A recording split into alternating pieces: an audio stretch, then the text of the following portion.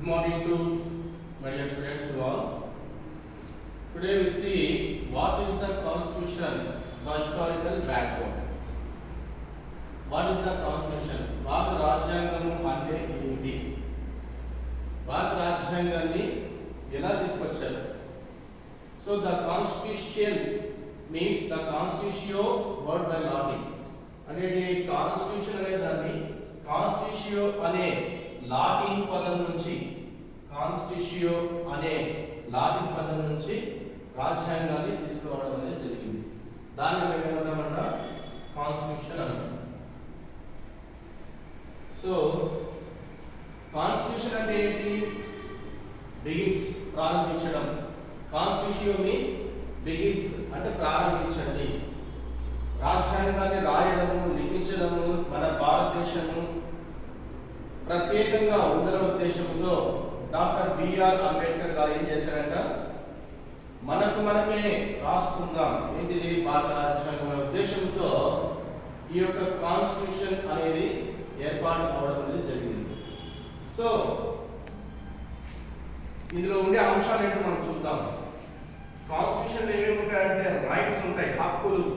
మానవుడు ఈ భూమి మీద జీవించాలంటే ఏమి ఉన్నదా? హక్కులు చాలా అవసరం.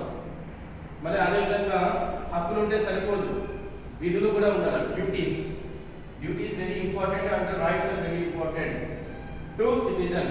ప్రతి వ్యక్తికి కూడా ఏం ఉండాలంట? హక్కులు ఉండాలా, విధులు ఉండాలా. అవి ఎక్కడ ఉంటాయంటే ఈ కాన్స్టిట్యూషన్ లో ఉంటాయి. The rights and duties of citizens in our constitution available. మన రాజ్యాంగంలో లభిస్తాయి. ప్రపంచంలోకెల్లా అతిపెద్ద రాజ్యాంగం ఏది ఉందంటే మన భారత రాజ్యాంగం. That is the Indian constitution.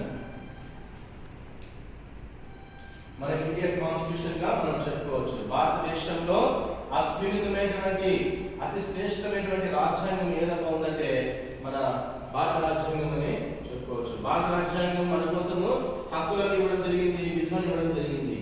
అయితే బ్రిటిష్ వాళ్ళ కాలంలో ఉన్నప్పుడు హోమ్ రూల్ ఉద్యమం కానీ, రౌండ్ టేబుల్ మీటింగ్స్ కానీ ఇవన్నీ కూడా లండన్ లో నిర్వహించారు. బ్రిటిష్ కాలంలో home rule movement and round table సమావేశాలు, అదేవిధంగా క్విట్ ఇండియా మూవ్మెంట్స్ ఇవన్నీ కూడా 1930. సో రౌండ్ టేబుల్ మీటింగ్స్ అనేవి ఎప్పుడు జరిగాయంటే లండన్ లో జరిగాయి. Only round table meetings. ఈ త్రీ రౌండ్ టేబుల్ మీటింగ్స్ అనేవి జరిగాయి. ఇందులో కొన్ని విషయాలు మన భారతీయులైనటువంటి వారు డాక్టర్ బిఆర్ అంబేద్కర్ కావచ్చు, రాజేంద్ర ప్రసాద్ కావచ్చు, వీళ్ళంతా కలిసి ఏం చేశారంట? 1930లో ఫస్ట్ వన్ మీటింగ్ జరిగింది. నెక్స్ట్ వన్ 1931లో సెకండ్ వన్ మీటింగ్ జరిగింది. 1932లో థర్డ్ వన్ మీటింగ్ జరిగింది. సో ఇండియన్ యాక్ట్ 1935 1935 చట్టం ప్రకారం ఈ రౌండ్ టేబుల్ మీటింగ్స్ అనేటివి జరగడం జరిగింది. ఇందులో ఏమేమి చర్చించారంటే చెప్పాం కదా, హక్కుల గురించి, విధుల గురించి, భారతీయుడు ఒక పౌరుడు ఎలా జీవించాలా, మానవునికి ఏం అవసరం, ఎందుకు ఇవి సిద్ధపరిచారంటే మన భారతీయులను బ్రిటిష్ వారు చాలా విధాలుగా ఏం చేశారంట? బానిసత్వానికి గురి చేయడము, అరెస్ట్మెంట్ చేయడము, వారి ఇష్టానుసారంగా వారి పనుల కోసము నిర్వహించుకోవడం అనేది చేయడం జరిగింది. మనకు అప్పుడు స్వాతంత్రం లేదు. కాబట్టి స్వాతంత్రం కావాలనే ఉద్దేశంతోనే బ్రిటిష్ వాళ్ళ దగ్గర నుంచి మనం ఏమేమి సపరేట్ గా కావాలి అనే ఉద్దేశంతో ఏమైపోయినా మనమే ఒక రాజ్యాంగాన్ని రూపొందించుకునే ఉద్దేశంతో డాక్టర్ బిఆర్ అంబేద్కర్ గారు ఇక్కడ ఫస్ట్ ఆఫ్ ఆల్ ఈ కాన్స్టిట్యూషన్ అనేది రాయడం అనేది జరిగింది. ద నెక్స్ట్ వన్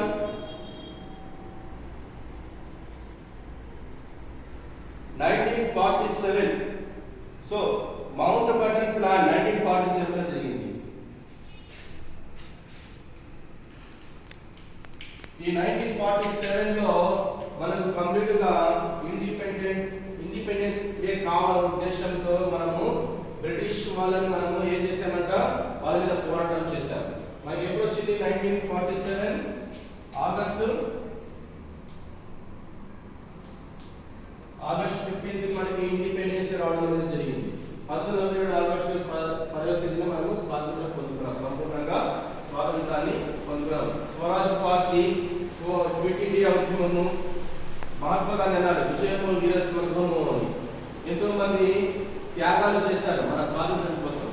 కాబట్టి ఈ యొక్క హిస్టారికల్ బ్యాక్గ్రౌండ్ లో మొత్తం మనం చూసుకున్నట్లయితే ఈ 3 round table meetings, home rule movement ఇవన్నీ కూడా దేనికోసం జరిగాయంటే హక్కుల గురించి, విధుల గురించి, మన పరిపాలన మనమే స్థాపించుకోవాలా, ఒకరి కింద మనం జీవించడము అనవసరము అనే ఉద్దేశంతోనే ఇవన్నీ ప్రారంభించుకోవడం అనేది, రాసుకోవడం అనేది జరిగింది. సో మన రాజ్యాంగము రచించడానికి పట్టే కాలం ఎంత అంటే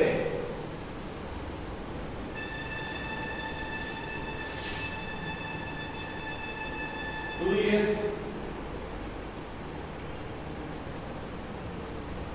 11 months 17 days 2 సంవత్సరాల 11 నెలల 17 రోజుల కాలం పట్టింది రాజ్యాంగం రాయడానికి. మన కాన్స్టిట్యూషన్ మనమే రాసుకోవడానికి 2 సంవత్సరాల 11 నెలల 17 రోజుల కాలం పట్టింది. అంటే సుమారు 3 సంవత్సరాలు అనుకోండి. కాబట్టి మన రాజ్యాంగాన్ని మనమే లిఖించుకున్నాం కాబట్టి ఈ రోజు మనము స్వాతంత్రంగా జీవిస్తున్నాం. అయితే ఇక్కడ ఏం జరిగిందంటే స్వాతంత్రం పొందుకున్నాం, కానీ ఇక్కడ ముస్లిమ్స్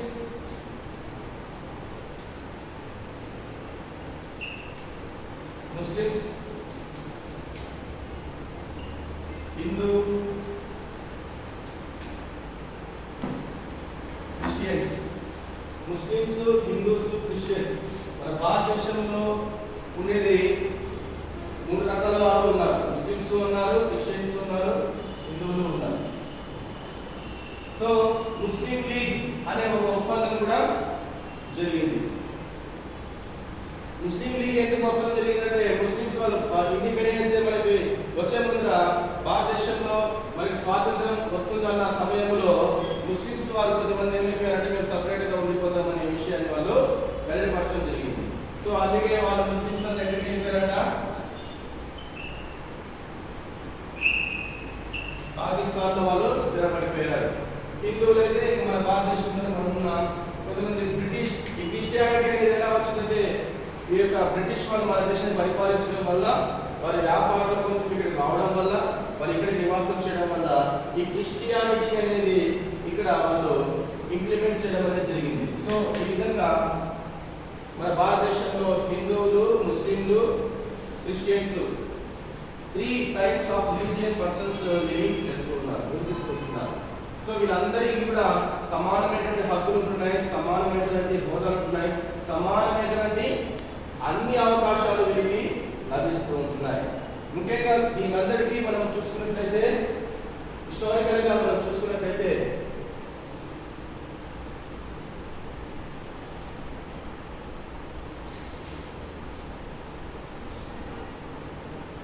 ఈ రాజ్యాంగం రచించినటువంటి వాళ్ళు ముఖ్యంగా బాల గంగాధర్ తిలక్, బిపిన్ చంద్రపాల్,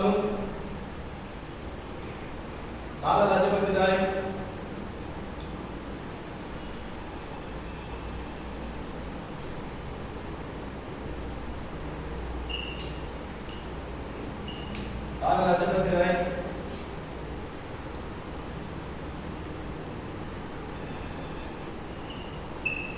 బాల గంగాధర్ తిలక్,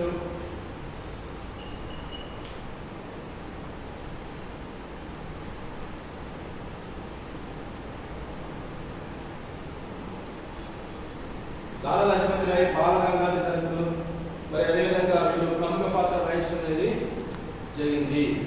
బిపిన్ చంద్రపాల్,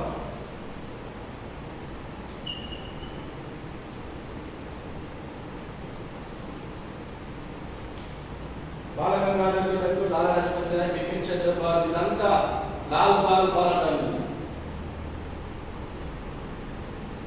సో వీళ్ళంతా ఏం చేశారంట, రాజ్యాంగాన్ని రచించుకోవడానికి డాక్టర్ బిఆర్ అంబేద్కర్ గారికి సహకరించడం అనేది జరిగింది, ప్రముఖమైనటువంటి పాత్ర నిర్వహించడం అనేది జరిగింది. సుదీర్ఘకాలంలో చూస్తే 2 సంవత్సరాల 11 నెలల 17 రోజుల కాలం పట్టింది. ఫైనల్ మనం చూసుకున్నట్లయితే భారత రాజ్యాంగము సంపూర్ణంగా ఎప్పుడు అమలులోకి వచ్చిందంటే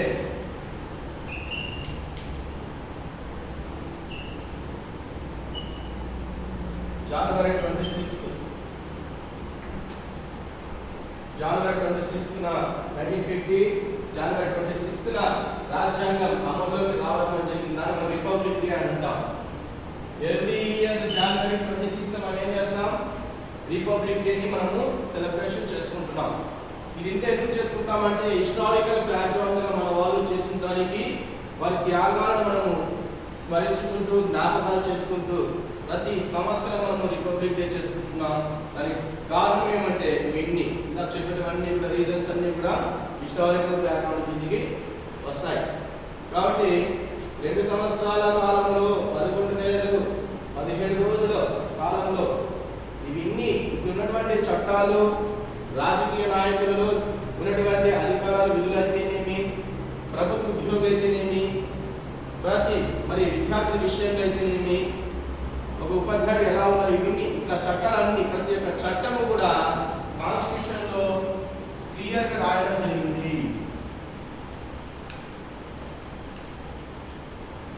కాన్స్టిట్యూషన్ లో క్లారిటీగా రాయడం జరిగింది. So that is the Indian constitution, the historical background. So వీళ్ళందరినీ జ్ఞాపకం పెట్టుకోవాలి. లాలా లజపతి రాయ్, బిపిన్ చంద్రపాల్, బాల గంగాధర్ తిలక్, అంబేద్కర్, రాజేంద్ర ప్రసాద్, మోతీలాల్ నెహ్రూ, వీళ్ళందరూ కూడా ఏం చేశారంట, ఈ యొక్క చారిత్రక నేపథ్యంలో భారత రాజ్యాంగాన్ని రచించడానికి సంపూర్ణమైనటువంటి ప్రముఖమైనటువంటి పాత్ర వహించడం అనేది జరిగింది. ఫైనల్ గా చూసుకుంటే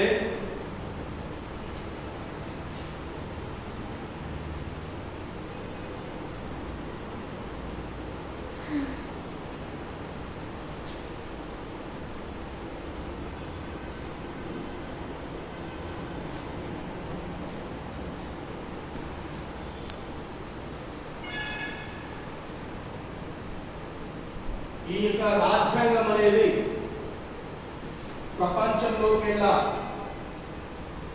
అత్యంతమైనటువంటి అతిపెద్ద రాజ్యాంగం, అతిపెద్ద లిఖిత రాజ్యాంగంగా మనము చెప్పుకుంటాం. కాబట్టి భారత రాజ్యాంగం అనేది ఎలా వచ్చిందని మనం చెప్పుకున్నాక కాన్స్టిట్యూషియో అనే లాటిన్ పదం నుంచి వచ్చింది. కాన్స్టిట్యూషియో అంటే స్థాపించడం అనేది గుర్తుపెట్టుకోవాలి. మరి ఎంతో మంది శ్రమ వచ్చి ఈ యొక్క భారత రాజ్యాంగాన్ని లిఖించి మన మధ్య ఉంచారు. కాబట్టి ఇది ఇంత కూడా ఒక ప్రియాంబుల్ రూపంలో ఉంటుంది.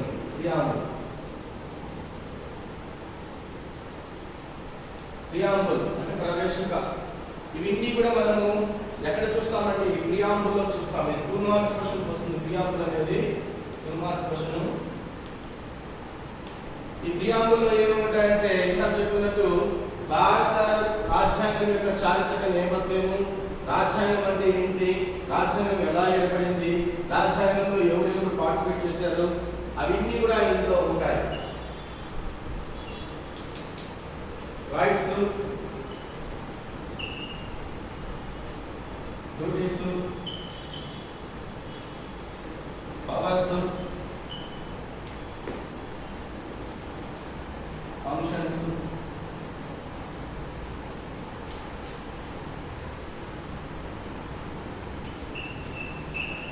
లిబర్టీ,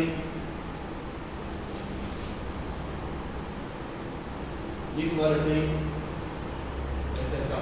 సో చూడండి, ప్రియాంబుల్లో అంటే కాన్స్టిట్యూషన్ గురించి టోటల్ ఎవ్రీథింగ్ ఇందులో ఉంటుంది. మనకి చూపిస్తుంది రైట్స్ గురించి, డ్యూటీస్ గురించి, పవర్స్ గురించి, ఫంక్షన్స్ గురించి, లిబర్టీ గురించి, అది సేమ్ టైం ఈక్వాలిటీ గురించి, ఇవన్నిటి గురించి కూడా మొత్తము ఈ యొక్క ప్రియాంబుల్లో ఉంటుంది. ప్రవేశిక అంటాం. ఈ ప్రవేశికలో ఇవన్నీ ఉంటాయి అన్నమాట. ఇది మనకి జస్ట్ 2 మార్క్స్ క్వశ్చన్స్ వస్తుంది. ప్రియాంబుల్ అనేది ఆబ్జెక్టివ్స్ గురించి ఎక్స్ప్లెయిన్ చేయగలుగుతుంది, కాన్స్టిట్యూషన్ గురించి ఎక్స్ప్లెయిన్ చేస్తుంది, డ్యూటీస్, పవర్స్ ఇవన్నీ కూడా ఎక్స్ప్లెయిన్ చేయడం ప్రియాంబుల్ యొక్క డ్యూటీ అన్నమాట. సో ఈ యొక్క ప్రవేశిక అనేది జస్టిస్ విధేయకుల్లా, జస్టిస్